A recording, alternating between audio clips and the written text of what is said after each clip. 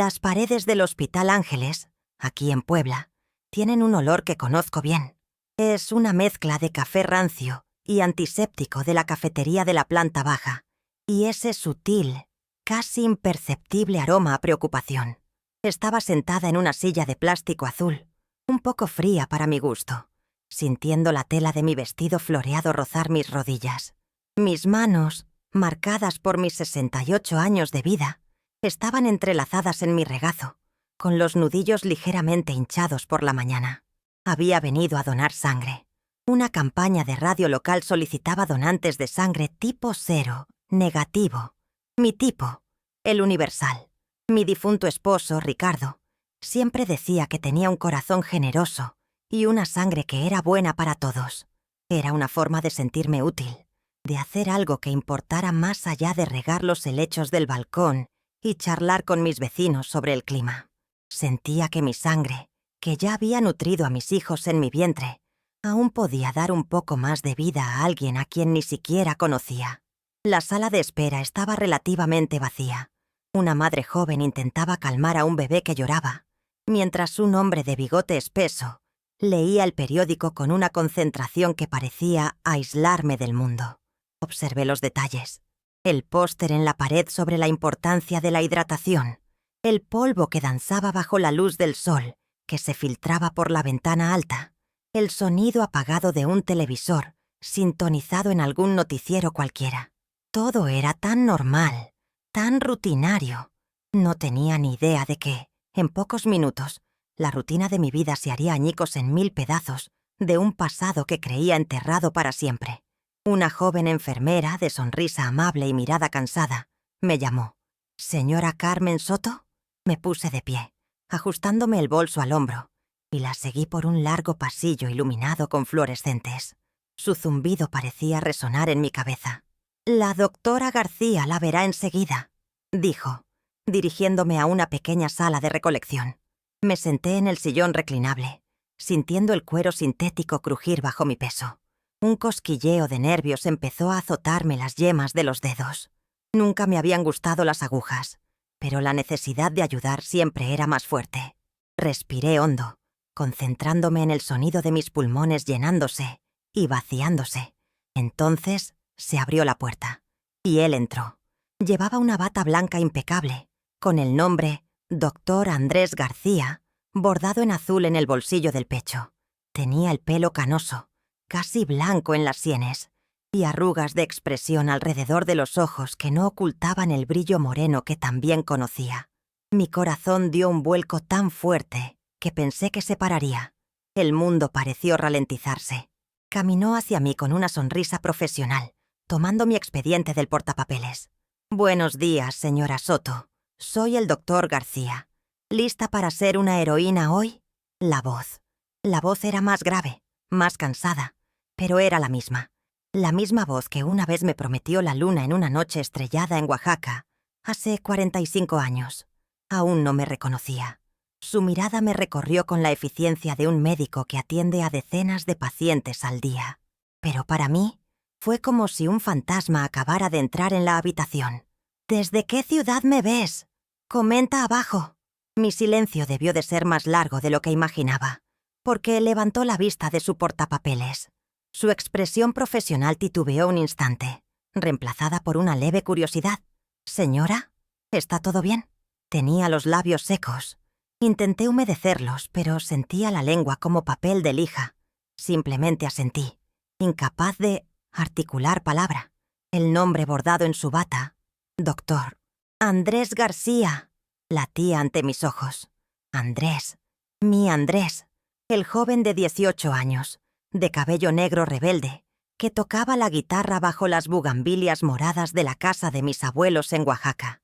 El joven cuyas cartas había esperado durante meses, durante años, hasta que la esperanza finalmente se convirtió en una cicatriz silenciosa en mi pecho. Estaba allí, frente a mí, con arrugas que hablaban de una vida que nunca había conocido. Mis manos, que antes solo habían estado entrelazadas, ahora se apretaban con una fuerza que me dolían los huesos. Se acercó, y el sutil aroma de su loción para después del afeitado, una fragancia amaderada y masculina, Invadió mis sentidos, eclipsando el olor a hospital. Fue una intimidad impactante. Me tomó del brazo con delicadeza profesional para palparme una vena, y el roce de sus dedos sobre mi piel fue como un rayo. Una descarga eléctrica que recorrió todo mi cuerpo, despertando recuerdos que había guardado en un baúl polvoriento en el desván de mi alma. Miré sus manos. Eran las mismas manos, más grandes, más arrugadas, con venas más prominentes, pero los mismos dedos largos y elegantes que una vez sujetaron los míos mientras huíamos de una lluvia de verano. Las mismas manos que me habían dado la primera gardenia que recibí. «Una vena excelente», murmuró, más para sí mismo que para mí, y comenzó a preparar el equipo. Cada movimiento suyo era preciso, eficiente, pero no vi a un médico. Vi al chico que me dijo que mis ojos eran como 2 lagunas de Montebello. Limpió la zona con alcohol, y la frescura del líquido en mi piel me devolvió a la realidad por un segundo. Estaba a punto de insertar la aguja cuando, por fin, nuestras miradas se cruzaron. Me miró a la cara, no como un médico mira a un paciente, sino con una atención diferente. Sus ojos marrones se entrecerraron levemente. Vi un destello de confusión, algo que se agitaba en lo más profundo de su memoria. Hizo una pausa, con la mano suspendida en el aire. «¡Carmen!», susurró, y el sonido de mi nombre saliendo de su boca después de tanto tiempo fue lo más devastador y maravilloso que jamás había oído. No era «señora Soto», era «Carmen». La forma en que lo dijo, con una vacilación, una pregunta, como si no pudiera creer lo que veía. Mi corazón dejó de latir y luego volvió a latir, irregularmente, como un tambor en una fiesta de pueblo. «¿Andrés?», respondí, y mi propia voz sonó como un eco lejano, frágil y trémulo. Un universo de 45 años de silencio se disolvió en ese intercambio de 2 palabras. Su sonrisa profesional se desvaneció por completo, reemplazada por una expresión de puro shock, de asombro. «No puede ser», dijo en voz baja. «Carmen, ¿de verdad eres tú?». Olvidó la aguja en su mano. El hospital se desvaneció. Solo estábamos nosotros dos desconocidos con un pasado tan profundo que amenazaba con ahogarnos allí mismo, en esa pequeña sala de extracción de sangre. El procedimiento de donación de sangre pareció durar una eternidad y un abrir y cerrar de ojos a la vez. Andrés, o mejor dicho, el doctor García, recuperó su compostura profesional, pero pude ver el sutil temblor en sus manos cuando finalmente insertó la aguja. Ya no me miraba a los ojos. Estaba completamente concentrado en la tarea, pero el silencio en la habitación era denso, cargado de preguntas y respuestas, sin respuesta que el tiempo había vuelto complejas.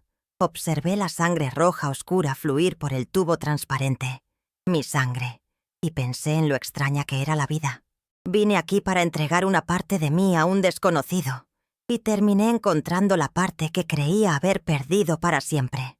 Cuando la bolsa estuvo llena, extrajo la aguja con la misma eficiencia, pero sus movimientos eran rígidos. Me vendó el brazo, presionando con el algodón. «Aguanta unos minutos», dijo, con voz formal de nuevo, pero con un toque de fragilidad. Pensé que eso sería todo. Un encuentro impactante, un momento de reconocimiento, y luego cada uno seguiría con su vida, cargando con el fantasma del otro. Pero mientras me levantaba para irme, con las piernas un poco débiles, volvió a hablar, deteniéndome en seco. «Carmen, espera».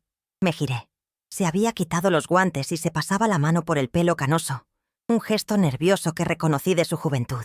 Sé que esto es inesperado, y quizás inapropiado. Empezó, tropezando con las palabras. «Pero, ¿considerarías tomar un café? Aquí, en la cafetería del hospital. Solo unos minutos. Necesito saber que esto es real». La propuesta flotaba en el aire entre nosotros. Mi primera reacción fue de miedo. ¿Qué pensarían mis hijos, Mateo y Sofía? «Mami, ¿un desconocido te invitó a un café en el hospital?» Me veían como su madre, la viuda de Ricardo, una dama respetable. No como una mujer que resurge de las cenizas tras un primer amor perdido. Pero entonces miré el rostro de Andrés. Vi esperanza y ansiedad en sus ojos, y sentí algo que no había sentido en mucho tiempo. Una chispa de rebeldía, de curiosidad. Esta era mi vida, y esta era una puerta a mi pasado, que el destino, increíblemente, acababa de abrir. «Me encantaría», respondí, y la firmeza de mi voz me sorprendió. Nos sentamos en una pequeña mesa de fórmica, rodeados por el aroma a café y pan dulce. La incomodidad inicial era casi palpable. Dos mundos chocando. Sostenía su taza con ambas manos, como si necesitara algo a lo que aferrarse. «Nunca me casé», dijo de repente, sin rodeos, como si necesitara quitárselo de encima. La confesión me golpeó como una ola. Me dediqué a la medicina. Me mudé a la Ciudad de México con mi familia. Estudié y nunca regresé a Oaxaca. Asentí, asimilando la información. «Me casé», dije con voz suave. «Con un buen hombre, Ricardo. Tuvimos 2 hijos. Falleció hace 10 años. Lo siento», dijo con sinceridad genuina en su voz. El café se enfriaba en nuestras tazas. «Te escribí», continuó, mirando hacia la mesa. «Escribí muchas cartas. Nunca me respondieron». Se me encogió el corazón. «Yo también escribí, Andrés», susurré. «Yo también».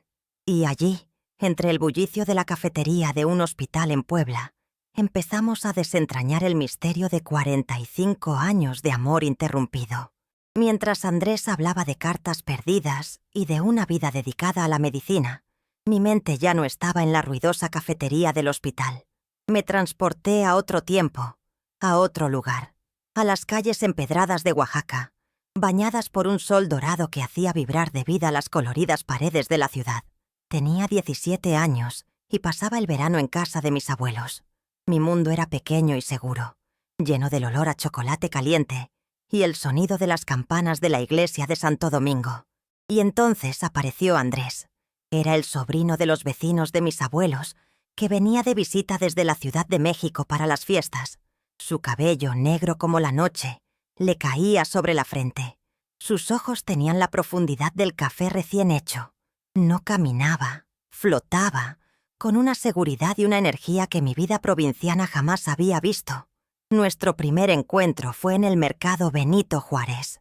Intentaba elegir las mejores tlayudas y me equivoqué, dejando caer un montón al suelo. Se rió, con una risa clara y contagiosa, y se arrodilló para ayudarme a recogerlo todo. Nuestras manos se tocaron un instante. En ese roce, sentí una corriente eléctrica que me sobresaltó y me fascinó a la vez. Esa noche, apareció en casa de mis abuelos con su guitarra. Se sentó bajo la bugambilia, con sus flores moradas cayendo como lluvia a su alrededor, y tocó Sabor a mí. Cantó, mirándome fijamente, y sentí que me ardía la cara. Mi abuela, una mujer sabia, solo sonrió y asintió, como si supiera que algo inevitable estaba sucediendo. Nuestros días se convirtieron en una sucesión de momentos mágicos. Paseos por el Zócalo al atardecer, comiendo esquites y riéndonos de todo y de nada. Subimos a las ruinas de Monte Albán y desde la cima, mirando hacia el valle, me tomó de la mano y me prometió que nuestro amor sería tan perdurable como esas piedras antiguas. «Voy a estudiar medicina, Carmen», me dijo con los ojos brillantes de ambición. «Y cuando regrese, construiré una vida para nosotros, aquí mismo, en Oaxaca». Le creí. ¿Cómo no?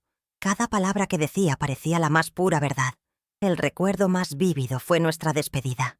Era el final del verano y él regresaba a la Ciudad de México para empezar la universidad. Estábamos cerca del árbol del tule, cuya inmensidad nos hacía sentir pequeños e insignificantes. La tristeza era una nube pesada sobre nosotros. Me regaló un pequeño dije de plata, una luna y una estrella. «Para que nunca olvides que, aunque estemos lejos, miramos el mismo cielo», dijo con la voz entrecortada. Lo sostuve como si fuera lo más preciado del mundo. «Escríbeme todos los días», le supliqué con lágrimas en los ojos. «Todos los días», prometió, sellando la promesa con un beso tan dulce y tan desesperado que su sabor perduró en mis labios durante semanas, y luego se fue. Llegaron las primeras cartas, llenas de añoranza y planes para el futuro. Y luego, nada. Silencio. Un silencio que se prolongó durante días, semanas, meses. Un silencio que rompió en pedazos mi corazón de 17 años. Un silencio que, ahora, 45 años después, por fin empezaba a comprender. Llegué a casa flotando. El mundo parecía tener más color. El aire se sentía más ligero. El pequeño apartamento donde vivía, que a veces se había sentido tan silencioso y vacío, ahora resonaba con las posibilidades de un pasado resucitado. Mantuve la pequeña venda en mi brazo como si fuera una reliquia. Esa noche mis hijos, Mateo y Sofía, vinieron a cenar, como todos los jueves. Había sido nuestro ritual desde que Ricardo falleció. Mateo, mi hijo mayor, es ingeniero, práctico y protector hasta la médula. Sofía, la menor, es maestra de arte, con un corazón soñador, pero con los pies bien puestos en la tierra. Preparé mole poblano, su plato favorito, y mientras ponía la mesa, sentí un nerviosismo burbujeando en mi estómago. Necesitaba decírselo. Ocultar algo así se sentía mal, deshonesto. «Mami, te ves diferente hoy», comentó Sofía mientras ponía los platos en la mesa. «Tienes la cara radiante». Mateo me miró por encima de sus gafas, con ojos analíticos. «¿Estás bien? ¿Salió bien la donación de sangre?» Esa fue mi señal. Respiré hondo y durante la cena le conté todo. Empecé con la decisión de ir al hospital, la sala de espera, y luego describí el momento en que entró el doctor García. Cuando dije su nombre, Andrés, vi una sombra de confusión en los ojos de Sofía. Había oído ese nombre antes en viejas historias, fragmentos de mi juventud que rara vez compartía. Mateo, sin embargo, frunció el ceño. Continué con la historia, el reconocimiento, el café, la conversación sobre las cartas perdidas. Cuando terminé, un silencio denso se apoderó de la mesa. El aroma a mole parecía haber desaparecido, reemplazado por una tensión que no esperaba. Sofía fue la primera en hablar. «Mami, qué increíble. Parece una telenovela. El destino es una locura, ¿verdad?» Había un brillo romántico en sus ojos, pero también una nota de cautela. Mateo, en cambio, dejó los cubiertos con un golpe seco. «¿Entonces te tomaste un café con un completo desconocido que dice conocerte desde hace casi 50 años?» preguntó, y la palabra desconocido la pronunció con un énfasis que me dolió. «No es un desconocido, Mateo. Era...» comencé. Era... interrumpió Mateo con voz firme. «Mami, la gente cambia. Ahora no sabes nada de su vida. ¿Y si miente? ¿Y si quiere algo? ¿Qué podría querer de mí, Mateo?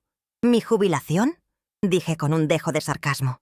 «No lo sé, pero eres viuda. Estás sola. Eres vulnerable», insistió. Sus palabras, que pretendían protegerme, me resultaron ofensivas. ¿Vulnerable? ¿Sola? ¿Así me veían mis hijos? No como la mujer fuerte que los crió, que dirigió un hogar, que sobrevivió al dolor de perder a su esposo. En ese momento comprendí que la batalla más difícil no sería comprender mi pasado con Andrés, sino hacer que mi presente, mi propia familia, comprendiera que aún tenía derecho a tener una vida propia, una vida que no fuera solo la de mamá. Los días siguientes fueron una mezcla de euforia y duda. La conversación con Mateo me dejó un sabor amargo. Sabía que me quería, que su preocupación era genuina, pero sus palabras resonaban en mi mente, haciéndome cuestionarlo todo. Vulnerable. La palabra me atormentaba. ¿Estaba siendo una tonta? ¿Me estaba dejando llevar por una fantasía nostálgica? Entonces sonó mi celular. Era un número desconocido. Dudé un momento con la voz de Mateo en mi cabeza, pero respondí. «¿Carmen? Soy Andrés». Su voz, ahora familiar de nuevo, me dio un escalofrío. «Saqué tu número del expediente del hospital. Espero que no te importe». «No, claro que no», respondí, intentando mantener la voz serena, aunque el corazón me latía con fuerza. «Estaba pensando», continuó con una ligera vacilación. «Si no estás ocupado, tal vez podríamos dar un paseo al parque ecológico el sábado para charlar un poco más. Si quieres, claro». Quería. Oh, cómo quería. A pesar de mis miedos, a pesar de mis dudas, la curiosidad era más fuerte. La necesidad de llenar los vacíos de 45 años era una fuerza irresistible. Dije que sí. Pasé los siguientes 2 días en un estado de ansiedad adolescente. ¿Qué debería ponerme? ¿Qué nos diríamos? Era ridículo. Era una abuela de 68 años, actuando como una niña antes de su primera cita. El sábado, elegí un sencillo vestido coral y un chal ligero. Cuando llegué al parque, él ya estaba allí, esperando en un banco cerca de la entrada. No llevaba su bata blanca de laboratorio, sino una camisa de lino azul claro y pantalones caqui. Parecía más relajado, más joven y más real. La sonrisa que me dio cuando me vio no era profesional. Era genuina, una sonrisa que llegó a sus ojos. Caminamos lentamente por los senderos arbolados del parque. El aire era fresco y el sonido de las risas de los niños a lo lejos nos envolvía. Esta vez, la conversación fluyó con más naturalidad. No hablamos del pasado lejano, de Oaxaca. Hablamos del presente. Me habló de su carrera como cardiólogo, de la pasión que sentía por su trabajo, por sanar corazones, tanto literal como figurativamente. Me contó que nunca se casó porque, de alguna manera, el fantasma de nuestro amor de verano lo perseguía. Intentó otras relaciones, pero siempre sentía que faltaba algo. Parecía que siempre comparaba todo con un recuerdo perfecto de hace 17 años, admitió con una mirada melancólica. Yo, a mi vez, hablé de Ricardo, de nuestro matrimonio tranquilo y feliz. Hablé de la alegría de ver crecer a mis hijos, del profundo dolor de la viudez. Ricardo fue un hombre maravilloso. Me dio una hermosa familia. Lo amaba. Insistí. Y era cierto. Mi amor por Ricardo era real, sólido, construido durante décadas. Lo que sentía por Andrés era diferente. Era como encontrar un libro que había empezado a leer hacía mucho tiempo, pero que nunca había terminado. Y ahora tenía la oportunidad de conocer el final. A última hora de la tarde, nos sentamos en un banco frente al lago. Sé que esto es mucho que procesar, Carmen, dijo mirando el agua. Pero no quiero ser solo un recuerdo para ti. Me gustaría saber quién eres hoy. Sus palabras fueron una invitación. Y sentí, con una certeza que acalló las voces escépticas en mi cabeza, que quería aceptarlo.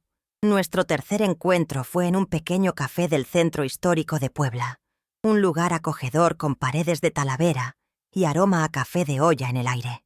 Con cada encuentro, las capas de extrañeza se desprendían, revelando las personas que éramos ahora, pero con ecos persistentes de quienes fuimos una vez. Andrés había traído un pequeño maletín de cuero. Después de pedir nuestros cafés, lo colocó sobre la mesa con una solemnidad que despertó mi curiosidad. «Necesito mostrarte algo, Carmen», dijo en voz baja. «Es importante que lo entiendas». Abrió el maletín y sacó un fajo de sobres amarillentos, atados con una cinta de satén descolorida. Eran cartas. Docenas de ellas. Mi corazón empezó a latir más rápido. Desató la cinta con cuidado y me entregó el primer sobre. La letra era suya, inconfundible, aunque un poco más redondeada y juvenil. La dirección era la casa de mis abuelos en Oaxaca, y en cada uno de ellos, un matasellos rojo, devuelto al remitente. Dirección desconocida. Recogí los sobres con manos temblorosas. Abrí uno. La tinta estaba un poco descolorida, pero las palabras eran claras. Era una carta llena de la pasión y la angustia de un joven de 18 años que contaba sobre sus clases de medicina, sobre cuánto te extrañaba, sobre los planes que tenía para nosotros.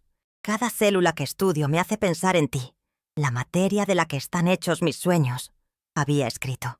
Leí otro y otro. Eran crónicas de un amor que se negaba a morir, incluso en silencio. ¿Por qué no me respondes, mi amor? ¿Pasó algo? Por favor, dame una señal, decía uno, fechado meses después de su muerte. El dolor en esas palabras me conmovió profundamente, trascendiendo décadas. Mis padres vendieron la casa de mis abuelos justo después de ese verano. Susurré, con las lágrimas nublando mi vista. Se mudaron a Puebla. Escribía su dirección en Ciudad de México, la única que tenía, pero mis cartas tampoco fueron contestadas. Andrés suspiró, un suspiro profundo, cargado con el peso de años de malentendidos. Nosotros también nos mudamos. Mi padre consiguió un mejor trabajo en otra parte de la ciudad. Era un caos. En una época sin celulares, sin internet, un cambio de domicilio era como desaparecer del mapa. Nos quedamos allí, 2 náufragos en el tiempo, contemplando la prueba física de nuestra tragedia. No hubo traición, no hubo abandono, solo estaba la vida, con sus circunstancias crueles y su imprecisión. Un desajuste de domicilios, un fallo de comunicación que nos costó la vida. Pensé que me habías olvidado, dije con la voz entrecortada, que solo era un ligue de verano. ¿Olvidarte?, preguntó, y por primera vez extendió la mano sobre la mesa y cubrió la mía. Su mano era cálida y firme. Carmen, olvidarte fue lo único que nunca logré. Fuiste la melodía de fondo de toda mi vida. En ese café, rodeados por los fantasmas de cartas que nunca llegaron a su destino, finalmente lloramos juntos. Lloramos por lo que habíamos perdido y quizás por lo que, milagrosamente, acabábamos de encontrar. Tras la revelación de las cartas, algo cambió entre nosotros. La tristeza por lo perdido dio paso a una sensación de ligereza, de liberación. La incertidumbre fue reemplazada por una sólida base de verdad. Empezamos a construir una nueva rutina, ladrillo a ladrillo, con la cautela de quien construye algo valioso. Nuestras reuniones se hicieron más frecuentes y sencillas. Ya no eran eventos marcados por la ansiedad, sino momentos naturales de nuestra semana. Andrés me llamaba todas las noches sobre las 9. Solo para escuchar tu voz antes de dormir, decía. Nuestras conversaciones fluían con naturalidad. Hablábamos de nuestros días, de un libro que yo estaba leyendo, o de un caso médico complicado que él había enfrentado. Compartíamos las pequeñas banalidades de la vida que, juntas, forman la trama de la intimidad. Los domingos, me recogía para ir al mercado de artesanías de Cholula.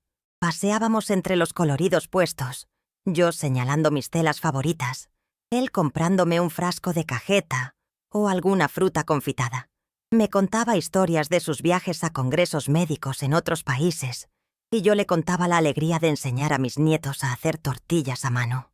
Nos descubríamos no como jóvenes amantes de Oaxaca, sino como las personas completas, con bagaje y anécdotas, en las que nos habíamos convertido. Le presenté a mis amigos del club de jardinería. Los saludaron con una mezcla de curiosidad y aprobación. «Tiene una mirada amable, Carmen», me dijo mi amiga Elena en privado. «¿Y cómo te mira? Hacía tiempo que no veía a nadie mirarte así». Su comentario me hizo sonrojar. Mis hijos, por supuesto, notaron el cambio. Sofía se alegró por mí. Me llamó para preguntarme «noticias del galán», como lo llamaba en broma. Vio el brillo en mis ojos, la energía renovada en mi andar. Mateo, sin embargo, permaneció en un silencio vigilante. Fue educado cuando mencioné a Andrés, pero percibí su desaprobación en el aire. Ya no hacía preguntas directas, pero su mirada preocupada lo decía todo. Una tarde, Andrés me invitó a cenar a su casa por primera vez. Era un apartamento moderno con una vista increíble de la ciudad, decorado con un gusto impecable y lleno de libros de medicina y arte. Me preparó una pasta sencilla con camarones. Mientras cenábamos a la luz de las velas, con música suave de fondo, me sentí en paz. «¿Sabes, Carmen?», dijo sirviendo el vino. «Durante años, esta casa fue solo un lugar para dormir, un refugio del hospital. Pero ahora siento que es mi hogar». En ese momento supe que lo que estábamos construyendo era real. Fue un renacimiento amoroso, delicado y poderoso, que floreció en el otoño de nuestras vidas. Y estaba lista para cuidar esa flor, sin importar cuán escépticos fueran los demás. La calma no duró mucho. La silenciosa preocupación de Mateo finalmente se desbordó un domingo por la noche. Apareció en mi apartamento sin avisar, lo cual era inusual. Su expresión era seria, el pliegue entre sus cejas más profundo de lo habitual. «Mami, tenemos que hablar», dijo, prescindiendo de las formalidades del café o la merienda. Sentí un nudo en el estómago. Sabía de qué se trataba la conversación. Nos sentamos en la sala, la misma habitación donde durante años lo había visto hacer la tarea, donde habíamos celebrado sus cumpleaños, donde me había dicho que iba a ser padre. Ahora, Los papeles parecían haber cambiado. Me miró con la autoridad de un padre preocupado por una hija rebelde. «Estoy preocupado por ti», empezó, yendo directo al grano. «Esta situación con este doctor está yendo demasiado rápido. Se llama Andrés, Mateo, y no es demasiado rápido. Apenas nos estamos conociendo. Somos 2 adultos», respondí, intentando mantener la calma, pero con un dejo de irritación en la voz. «Adultos que no se han visto en casi 50 años», replicó, alzando un poco la voz. «Mami, no sabes nada de él, de su vida, de sus intenciones. ¿Y papá? ¿Alguna vez has pensado en qué pensaría de esto?» La mención de Ricardo fue un golpe bajo. Me dolió. Tu padre era un hombre bueno y generoso, Mateo, y habría querido que yo fuera feliz. No habría querido que viviera el resto de mi vida sola, cuidando helechos. Me tembló un poco la voz. Amé a tu padre con todo mi corazón, y ese recuerdo es sagrado para mí. Pero mi dolor no puede ser una cadena perpetua. No es una prisión, es respeto, dijo poniéndose de pie y paseándose por la habitación. Este hombre aparece de la nada, y de repente, ¿te olvidas de todo? ¿De nuestra familia? ¿De nuestra rutina? Me puse de pie también, sintiendo una oleada de indignación que me invadía. «¡Olvidar! Mateo, yo nunca te olvidaría. Pero mi vida no se define solo por ser tu madre o la viuda de tu padre. Soy Carmen. Antes de ser madre, antes de ser esposa, fui Carmen. Una mujer con sueños, con una historia. Y esa historia ha vuelto a llamar a mi puerta. ¿No entiendes que esto no borra nada? ¿No reemplaza nada? Es un nuevo capítulo. Uno que no esperaba, pero que quizá merezco». Se detuvo y me miró. La ira en su rostro dio paso a una profunda tristeza. «Solo no quiero que te vuelvan a hacer daño, mamá», dijo con la voz finalmente quebrada. «Vi cuánto sufriste cuando papá se fue. No soportaba que pasaras por eso otra vez. En ese momento, lo comprendí. No era malicia, era miedo. El miedo de un hijo que amaba demasiado a su madre y no soportaba la idea de verla sufrir. La confrontación fue dolorosa, pero necesaria. Me hizo darme cuenta de que, para seguir adelante con Andrés, primero necesitaba reafirmarme a mí mismo y a mi familia quién era y qué quería. Tras la partida de Mateo, mi apartamento se sumió en un profundo silencio. Sus palabras, sobre todo el miedo que las inspiraba, resonaban en cada rincón. Me senté en mi sillón favorito, el de la ventana, y observé cómo las luces de Puebla empezaban a parpadear afuera. La conversación con él me conmovió, pero también encendió una llama en mi interior, una llama de claridad. Durante años, mi identidad había estado entrelazada con los roles que desempeñaba. La esposa de Ricardo, la madre de Mateo, y Sofía, la abuela de mis nietos. Y amaba cada uno de estos roles. Me dieron un propósito, me dieron la familia que es el centro de mi universo, pero en mi dedicación a ellos, una parte de Carmen, la mujer, se había dormido. Andrés no la estaba despertando. Simplemente me recordaba que ella siempre estaba ahí, esperando. Tomé mi diario, una libreta encuadernada en cuero que Ricardo me había regalado años atrás y que usaba esporádicamente. Pero esa noche no quería escribir sobre mi día ni sobre las flores de mi jardín. Necesitaba escribir para mí. Un manifiesto, una declaración de independencia emocional. Mi mano, normalmente un poco temblorosa, se mantenía firme mientras la pluma se deslizaba por el papel. «Soy Carmen Soto», comencé. «Tengo 68 años. Soy viuda, madre y abuela. Y amo cada detalle de lo que significan esas palabras. Pero son descripciones, no definiciones. Mi historia no terminó cuando la de Ricardo. Mi corazón no dejó de latir cuando el suyo. Continuó, silencioso, fiel, esperando una razón para volver a latir con más fuerza. Seguí escribiendo, las palabras fluyendo de mi corazón hacia la página. El amor que siento por la memoria de mi esposo es un santuario, intacto, sagrado. Lo que empiezo a sentir por Andrés no es una profanación de ese santuario. Es la construcción de un nuevo jardín junto a él. Uno no disminuye al otro. Pueden coexistir. Mateo teme que me lastimen. Y tal vez lo hagan. El amor es un riesgo. Pero el miedo a que me lastimen no puede contradecir el deseo de vivir. De vivir de verdad, no solo de existir. No busco un salvador. No necesito un hombre que me complete. Estoy completa, pero elijo compartir esta vida completa con alguien. Elijo la compañía, la risa, una mano que me dé la mano al caminar. Elijo a Andrés no para llenar un vacío dejado por Ricardo, sino para llenar un nuevo espacio, uno que no sabía que existía. Con cada palabra, sentía que se me quitaba un peso de encima. Esta no era una carta de ira ni de venganza. Era una afirmación de autonomía. Estaba eligiendo amar de nuevo, pero a mi manera. No me anulaba para encajar en la vida de otra persona.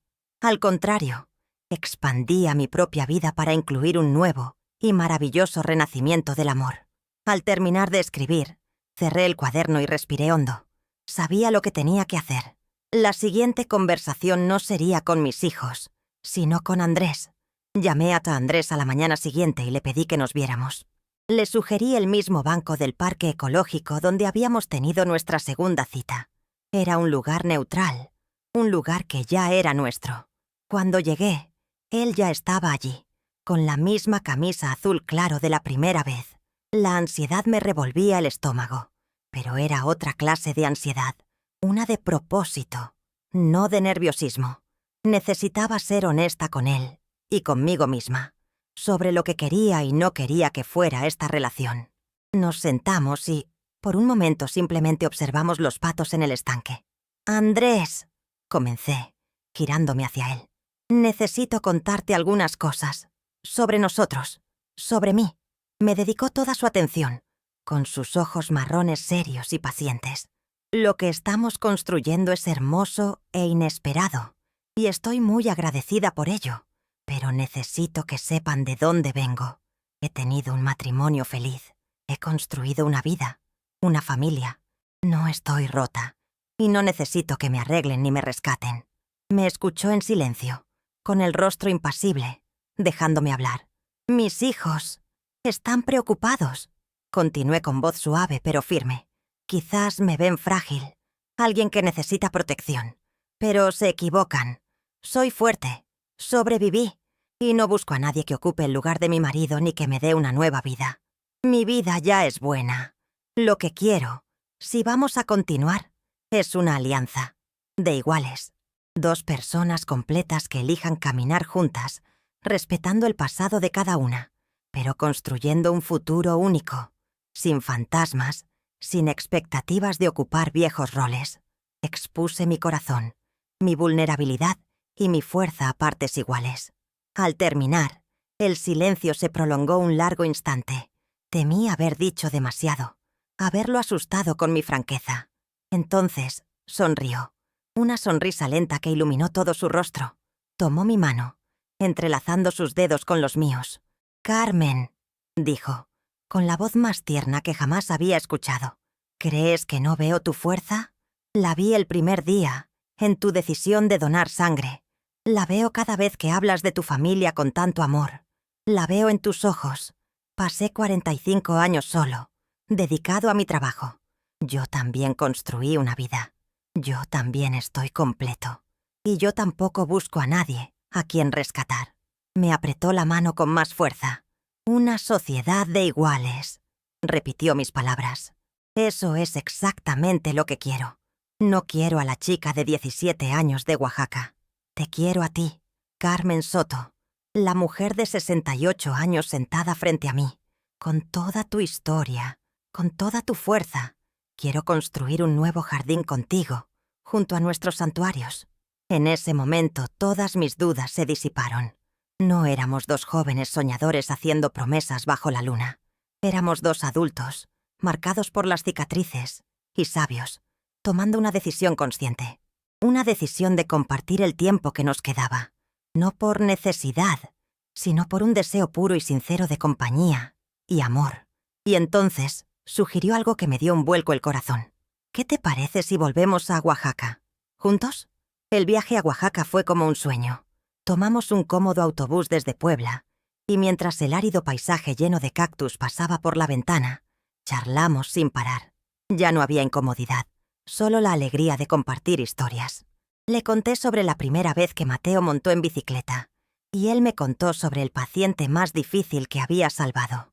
Éramos dos ríos que habían fluido por separado durante décadas y ahora finalmente se encontraban, fusionando sus aguas en una sola y poderosa corriente. Llegar a Oaxaca fue como entrar en una máquina del tiempo. La ciudad estaba más bulliciosa, más moderna en algunos sentidos, pero el alma seguía siendo la misma. El olor a maíz asado y chocolate en el aire, los muros de colores vibrantes, la majestuosidad de la iglesia de Santo Domingo. Nos alojamos en un pequeño hotel boutique en el centro histórico, con un patio interior lleno de flores. En nuestra primera noche, caminamos hasta el Zócalo. Estaba lleno de vida, tal como lo recordaba. Músicos tocando, familias paseando, vendedores de globos. Nos sentamos en un banco, el mismo donde me había regalado la primera gardenia. Andrés se había ido un momento y había vuelto con una fragante flor blanca en la mano. «Creo que llego un poco tarde con la segunda», dijo con una sonrisa juguetona, colocándomela suavemente detrás de la oreja. Reí, una risa sincera y feliz. En ese momento Mateo me llamó. Respondí con el corazón un poco apesadumbrado. «Hola, hijo». «Hola, mamá. Solo quería saber si llegaste bien», dijo. Su voz era más suave, resignada. «Llegamos bien, cariño. La ciudad está preciosa como siempre». Hubo una pausa. «Mamá, lo siento. Fui un tonto. Solo quiero que seas feliz. Y... ¿pareces feliz?» Se me llenaron los ojos de lágrimas. «Lo soy, hijo mío. Estoy tan feliz». Esa llamada fue el último sello de aprobación que no sabía que necesitaba. En nuestro último día, visitamos el árbol del Tule. Nos detuvimos bajo su inmensa sombra, el mismo lugar de nuestra dolorosa despedida. Pero esta vez, no hubo lágrimas de tristeza. Andrés me tomó la mano. No era la mano de un joven de 18 años haciendo promesas que la vida no le permitiría cumplir. Era la mano de un hombre de 69 años. Una mano que había salvado vidas. Una mano que ahora sostenía la mía con la certeza de una decisión consciente. «No puedo prometerte la eternidad, Carmen», dijo, mirándome.